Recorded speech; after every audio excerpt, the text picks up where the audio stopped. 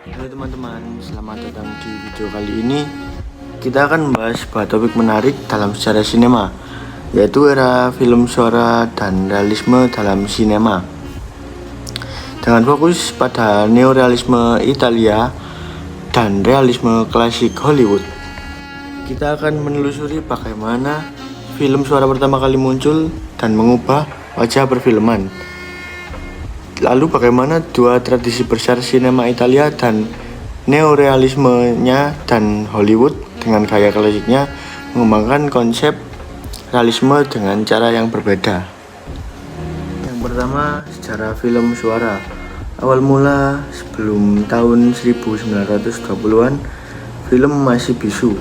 Untuk menghidupkan suasana, biasanya ada musik langsung dari pianis atau orkestra di ruang bioskop.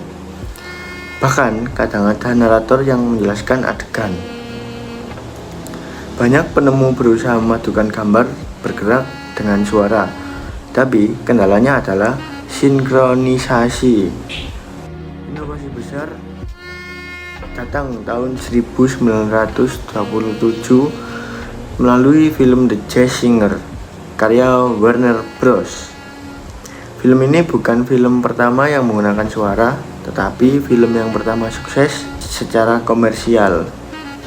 Ada dialog terkenal "You Ain't Heard Nothing Yet" yang menandai pergeseran besar di dunia perfilman. Perkembangan film suara. Setelah suksesnya The Jazz Singer, studio besar berlomba-lomba mengadopsi teknologi suara. Tahun 1930-an, hampir semua film besar sudah menggunakan suara. Hal ini mengubah cara sutradara menyutradarai film, aktor berakting, hingga cara bioskop dirancang. Misalnya, aktor yang sebelumnya terkenal di era bisu kadang kehilangan karir karena suaranya dinilai kurang cocok. Film bersuara memperkaya pengalaman menonton dengan dialog, efek suara, dan musik latar yang semakin kompleks. Singkatnya, film suara membuka babak baru, bukan sekedar hiburan visual, tetapi juga audio visual yang lebih hidup. Realisme dalam sinema. Neorealisme Italia. Pengertian dan sejarah. Neorealisme Italia lahir sekitar pertengahan 1940-an setelah Perang Dunia Kedua. Italia pada saat itu hancur secara ekonomi, sosial, dan politik. Bioskop yang glamor sudah tidak relevan dengan kenyataan hidup rakyat yang penuh kesulitan. Para sineas merasa film harus jujur terhadap kenyataan. Maka, lahirlah gerakan yang berusaha menampilkan realitas rakyat kecil secara apa adanya. Tokoh pentingnya antara lain Roberto Rossellini dengan Rome Open City 1945, selanjutnya Vittorio De Sica dengan Bicycle Thieves 1948, selanjutnya Luchino Visconti dengan Ossessione 1943. Karakteristik: lokasi nyata, syuting di perjalanan, pasar, atau rumah sederhana, bukan di studio besar. Aktor non-profesional. Banyak film menggunakan orang biasa, bukan aktor terkenal agar lebih autentik. Tema sosial, kemiskinan, pengangguran, perjuangan hidup, serta harapan sederhana masyarakat. Gaya sederhana. Kamera bergerak bebas, tidak terlalu banyak teknik glamor, dan lain-lain. Dampak. Neorealisme bukan hanya aliran film, tapi juga suara masyarakat pasca perang. Film Bicycle Thieves misalnya menggambarkan ayah dan anak yang mencari sepeda curian, simbol betapa rapuhnya kehidupan rakyat. Gerakan ini memengaruhi film-film lain di dunia, French New Wave di Perancis, dan sinema modern di Asia. Neorealisme Italia membuktikan bahwa film menjadi saksi sejarah dan kritik sosial. Realisme klasik Hollywood.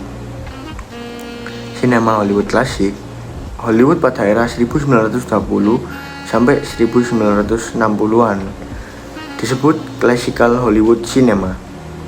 Studio besar seperti MGM, Warner Bros, Paramount, Universal, dan 10th Century Fox memonopoli produksi dan distribusi film. Hollywood mengembangkan formula narasi yang konsisten dan terstruktur sehingga mudah dipahami penonton di seluruh dunia. Era film bisu, kemunculan gaya klasik. Sebelum film suara, Hollywood juga sudah bereksperimen dengan teknik continuity editing atau sistem kontinuitas, yaitu cara penyuntikan agar cerita terlihat mulus tanpa gangguan. Teknik seperti 180 degree rule atau alien match membuat penonton merasa adegan mengalir secara alami. Gaya ini kemudian menjadi dasar dari bahasa film klasik, era suara, dan zaman kemasan Hollywood. Setelah masuk era suara, gaya klasik semakin matang. Tahun 1930 hingga 1950 disebut Golden Age of Hollywood. Pada masa ini, sistem studio benar-benar berjaya. Film dibuat skala besar dengan aktor-aktor terkenal seperti Clark Gable, Humphrey Bogart, Katharine Hepburn, dan Marilyn Monroe. Genre populer berkembang pesat seperti musikal, Singing in the Rain, dan western, Stagecoach, dan film noir, Double Indemnity, dan melodrama dan komedi. Gaya atau style. Ciri utama adalah invisible style. Artinya, kamera editing dan teknik sinematik dibuat seolah tidak terasa. Penonton fokus pada cerita, bukan teknis filmnya. Cerita mengikuti pola 3 babak: pengenalan, konflik, penyelesaian. Karakter memiliki motivasi jelas, konflik logis, dan akhir yang biasanya memberikan kepuasan bagi penonton. Realisme ala Hollywood berbeda dengan neorealisme Italia. Kalau Italia menampilkan kenyataan pahit rakyat, Hollywood lebih menampilkan dunia yang rapi, dramatis, dan penuh harapan, sesuai dengan budaya populer Amerika. Dengan gaya ini, Hollywood berhasil mendominasi pasar film global selama puluhan tahun. Jadi teman-teman, dari pembahasan tadi bisa kita simpulkan bahwa era film suara menjadi revolusi besar dalam sejarah sinema, mengubah film dari sekedar tontonan visual menjadi medium audiovisual yang lengkap. Neorealisme Italia menghadirkan wajah sinema yang jujur, sederhana, dan menyuarakan penderitaan rakyat setelah perang.